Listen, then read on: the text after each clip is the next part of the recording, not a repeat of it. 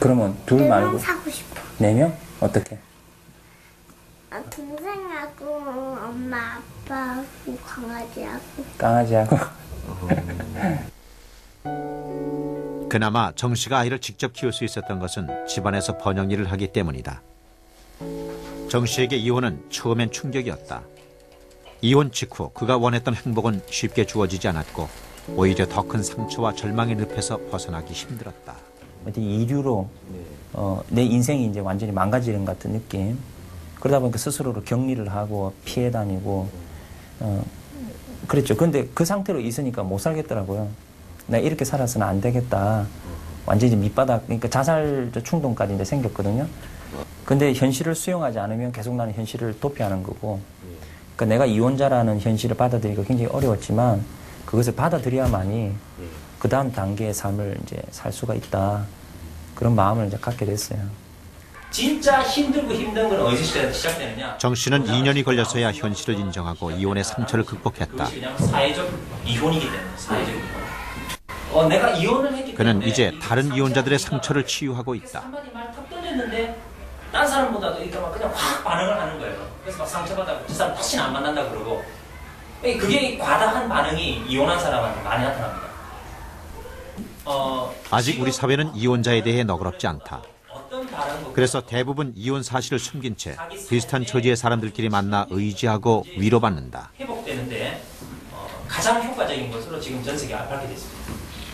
이제 상대편이 많이 충고나 또는 이제 도움을 준다고 하긴 하는데 저한테는 상처가 많이 된 말들이 많이 있었어요. 이곳에서는 서로 다른 분들의 얘기를 이렇게 들어보면은 나는 별로 어떤 큰 상처가 아니구나 그런 위로를 또 받게 되더라고요. 4년 전 이혼한 홍정선 씨는 혼자서 2아이를 키워왔다. 엄마로서 최선을 다한다면 아이들도 이해해 주리라 믿었는데 얼마 전 아들은 아빠에게 가버렸다. 이제 아들은 아빠하고 가서 살고 있고요. 딸은 제가 지금 같이 키우고 있습니다. 아이들이 이렇게 잘 커주는데 아이들한테는 좀 미안한 게 좀 많죠. 그럼요. 형제들은 같이 함께 살아야 된다고 하는데요.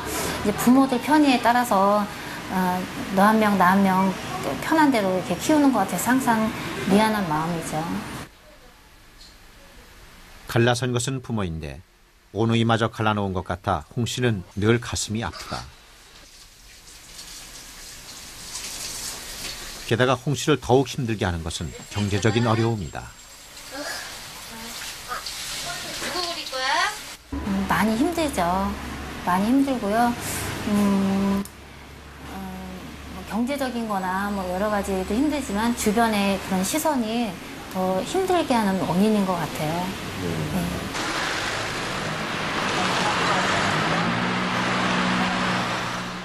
이혼으로 혼자 된 여성들에게 가장 어려운 문제는 경제적 자립이다. 부천 여성인력개발센터는 여성 가장들의 자립을 돕고 있다. 하지만 당장 생계를 꾸려가야 하는 처지로는 이런 교육을 받을 시간조차 내기 어렵다. 전업주부이던 여성들이 혼자 되면 주로 식당일 같은 단순 일용직에 뛰어든다. 좀 더 나은 직업을 구하려 해도 뭐 하나 만만한 것이 없다. 몇 번을, 두세 번을 계속 반복해 주세요.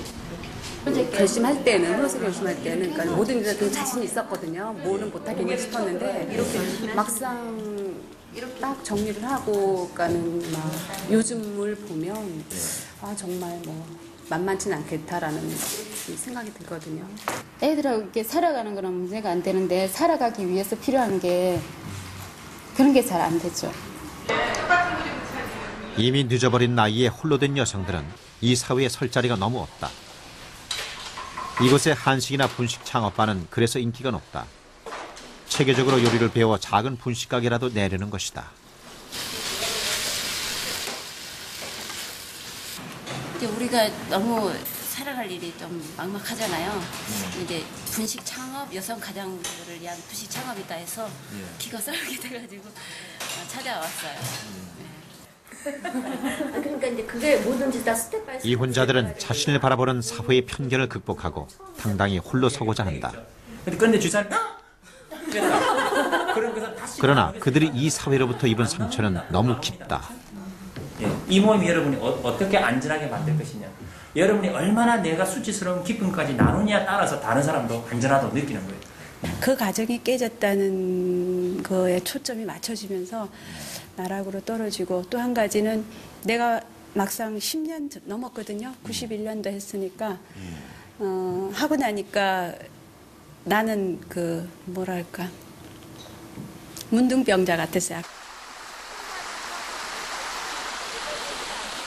편부모 가족들이 나들이에 나섰다.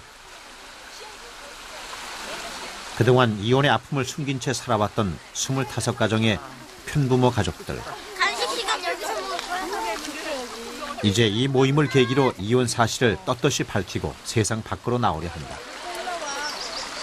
누구보다 아이들이 행복하기 위해 그들도 세상에 당당히 서고 싶다. 말릴 때까지 얘가 되긴 되잖아. 이게 열심히 살다가 보면 이제 이런 시간이 없는데 나오고 나면은 이렇게 좋은데 자주 좀 왔으면 애들 데리고.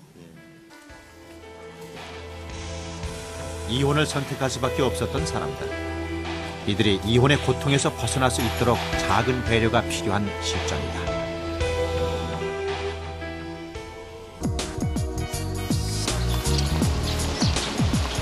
오늘도 우리 사회의 수많은 가정에선 변화를 겪고 있다.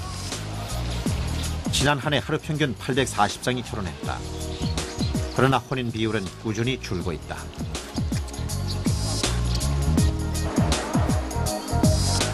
지난 한 해 하루 평균 398쌍이 이혼했다. 가정의 해체로 이어지는 이혼은 해마다 늘어나고 있다. 산술적으로 지난 한 해 동안 2쌍 결혼에 1쌍이 이혼하는 심각한 지경에 처했다. 왜 우리의 가정들이 이러한 위기를 맞게 된 것일까? 전반적인 것이 이제 좋아져야 될 텐데, 하여간 이 부부의 문제는 뭐냐면 조종자가 없는 현재 한국 사회, 이게 지금 제일 큰 문제라는 거예요. 조종할 수 있는 구도가 없어요.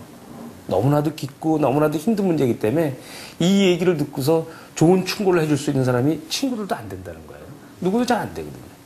이게 참 문제라는 거죠.